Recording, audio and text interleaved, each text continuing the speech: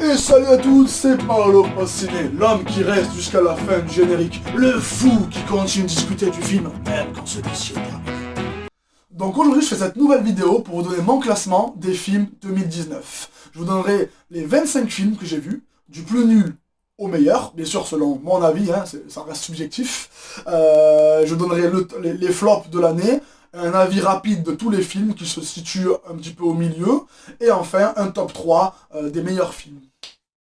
Pour effectuer mon classement, j'ai tenu compte de 5 critères, selon moi.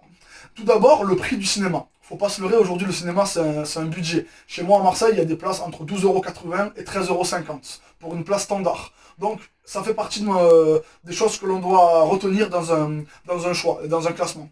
Ensuite, les émotions ressenties, deuxième critère. Parce que je sais que c'est subjectif, chacun perçoit le film différemment, mais moi, selon les émotions que j'ai ressenties à chaque film, j'ai préféré ou pas un film.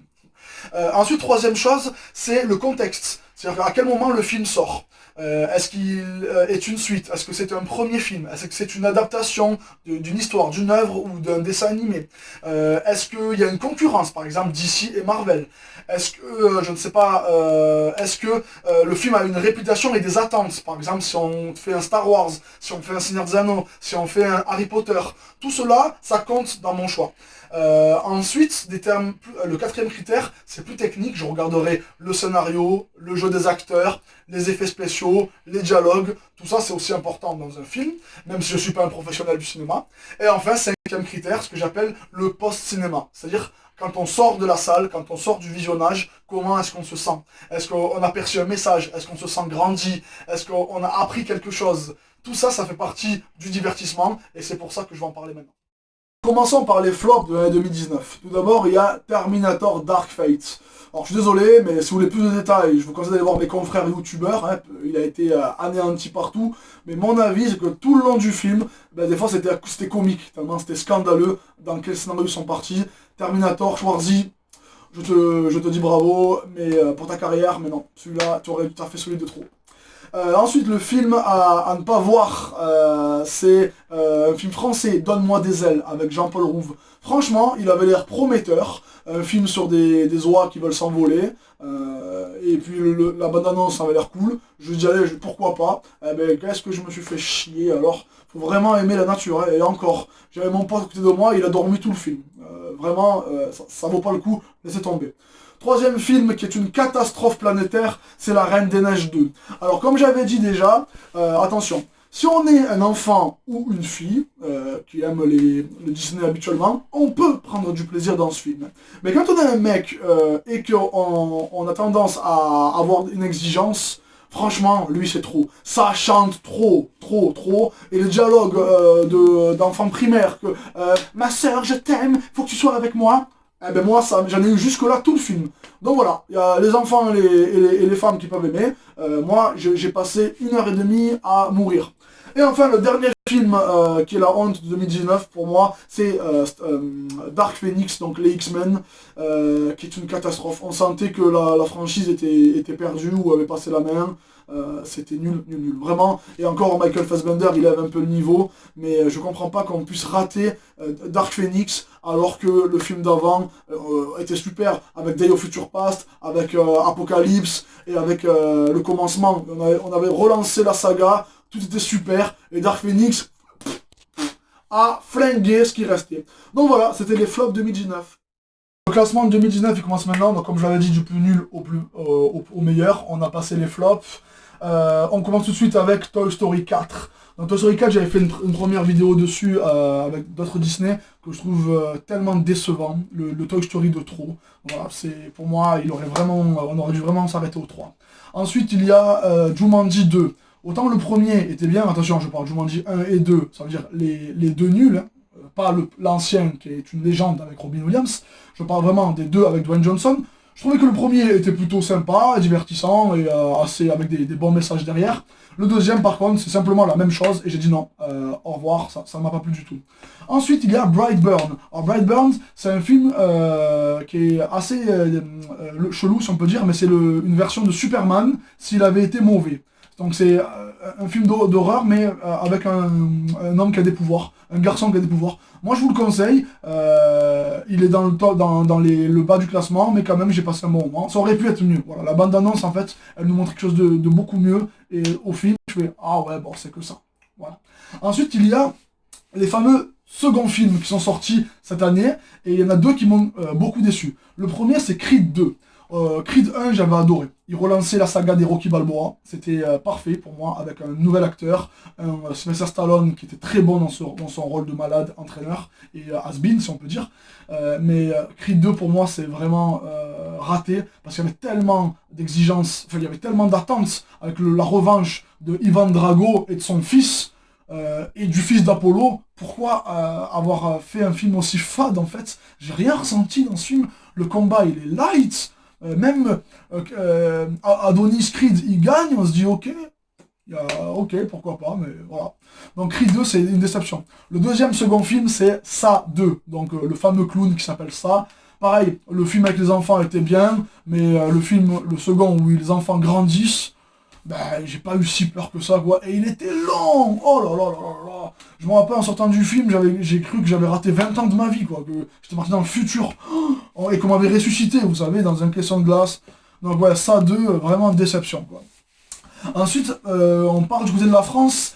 Il y a La vie scolaire, que j'ai assez bien aimé et qui est plutôt réaliste. Donc là, on commence à monter dans le classement. Mais voilà, sans non plus briser les barrières, sans non plus sortir du politiquement correct. C'est ce qui est dommage parfois avec les films français.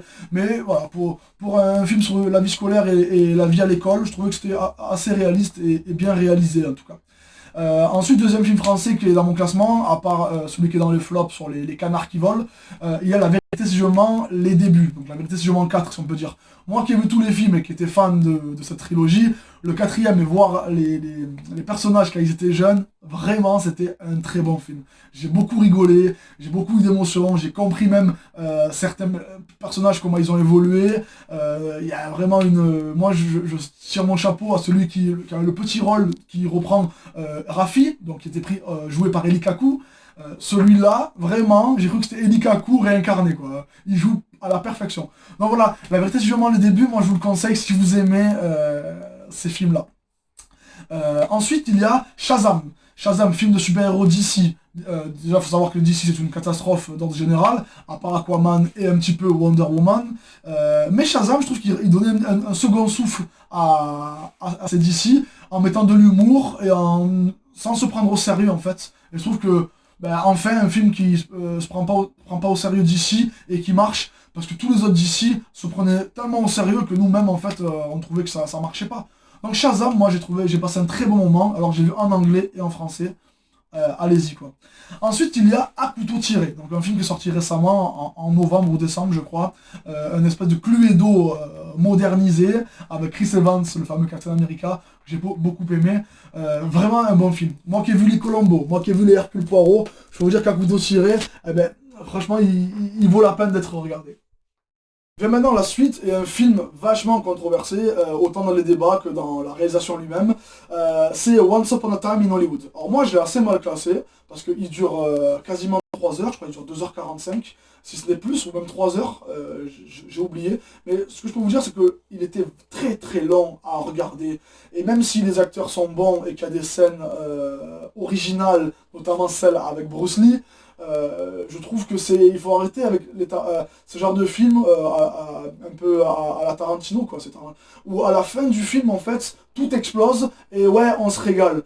Ça marche quand le film dure 2 heures ou 1h45, quand le film dure quasiment 3 heures, ouais la fin est super, la demi-heure qui finit est super, mais moi j'ai passé 2 heures. Je trouve que Once Upon a Time in Hollywood avec DiCaprio et Brad Pitt, c'est vraiment un film pour les amoureux du cinéma, le cinéma intellectuel, et ceux qui se sont renseignés avant, parce qu'il y a plein de punchlines et de scènes qui, si tu connais pas l'histoire, tu comprends rien. Donc voilà, moi je le classe au milieu, mais sachez que j'ai pas forcément passé un bon moment.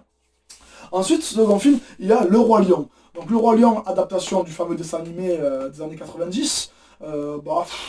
C'est un copier-coller du dessin animé, donc qu'est-ce que je peux vous dire, il était bien, oui, mais il n'y a rien qui m'a surpris. Il était très beau visuellement, mais j'ai beaucoup plus apprécié d'autres films du passé, comme Cendrillon, ou comme Le Livre de la Jungle, ou comme Maléfique. Le Roi Lion, il est bien, mais sans plus, et c'est dommage. Ensuite, il y a Fast and Furious, avec Dwayne Johnson et Jason Statham. Celui-là, je crois que c'est le 9. Celui-là, franchement, j'ai été surpris, parce qu'autant tous les Fast and Furious de la fin, c'était... on pose son cerveau et il n'y a plus rien qui compte. Autant celui-là, je trouvais qu'il assumait assez son nouveau rôle de Fast and Furious version gros bras. Et là, le duo, il marche assez bien. Donc j'ai passé un bon moment. Et Idris Elba, en méchant, il passait vachement bien aussi. Ensuite, il y a Détective Pikachu. Donc tu vois, je l'ai vu en anglais et en français. Et je trouvais que c'était le premier film sur les Pokémon. Et c'était une bonne réussite. J'espère qu'il y en aura d'autres. J'ai passé un très bon moment. Beaucoup de nostalgie en regardant Détective Pikachu. Ensuite, Aladdin, ce fameux Disney qui a été adapté du dessin animé des années 90 aussi, ben j'ai pris plus de plaisir qu'avec le Roi Lion. D'abord parce qu'il y a un Will Smith, on est d'accord ou on l'est pas, mais je trouvais qu'il y avait des idées nouvelles, de l'originalité, que c'était pas un copier-coller, et qu'il y avait beaucoup de couleurs. Les chansons étaient pas terribles, étaient très bien, mais bon, gros bémol du film, je trouve Jafar, l'acteur, et même la fin, j'aurais voulu un vrai combat Aladdin contre Jafar. Je spoil, mais on s'en fout, c'est des films qui sont passés, de toute façon, ça ne vaut aucune excuse. Ensuite, ouais, Star Wars.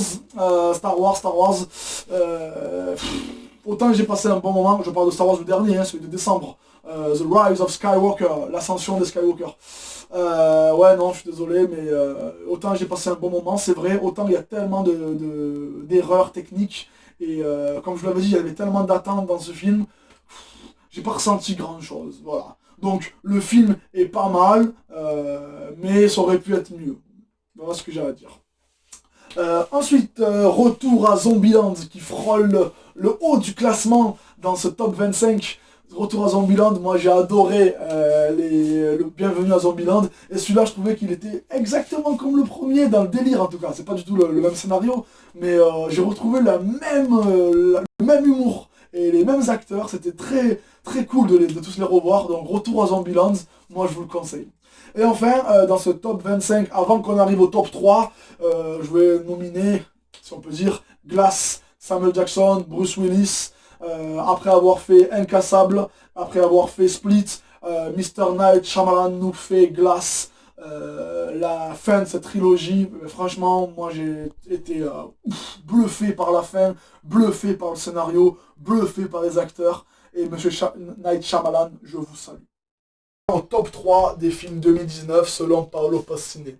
Le numéro 3, c'est Le Mans 66, donc l'histoire de la rivalité entre Ford et Ferrari, jouée par Christian Bale et Matt Damon, une histoire vraie, inspirée de faits réels, un film incroyable. Moi qui connais rien aux bagnoles, j'étais scotché. Effets spéciaux, jeux d'acteurs, dialogue, émotions ressenties, ce que j'ai appris du film en sortant du cinéma. Moi je dis waouh, vraiment grosse surprise. Et quand on parle du contexte, des attentes et des adaptations, des fois quand il n'y a aucune attente, on peut aussi se régaler. Et c'est même là où on se régale le plus souvent. Second film dans ce top 3, c'est Joker, avec Joaquin Phoenix, qui j'espère aura l'Oscar pour ce film. Une interprétation incroyable de la vie sombre du Joker, bien sûr adaptée et réinterprétée selon l'œuvre du DC, le méchant de Batman. Joker, mon Dieu, allez le voir. Allez le voir, vous finirez le film, vous donnerez raison au Joker. Vous voudriez aller l'aider et combattre Batman. Super film.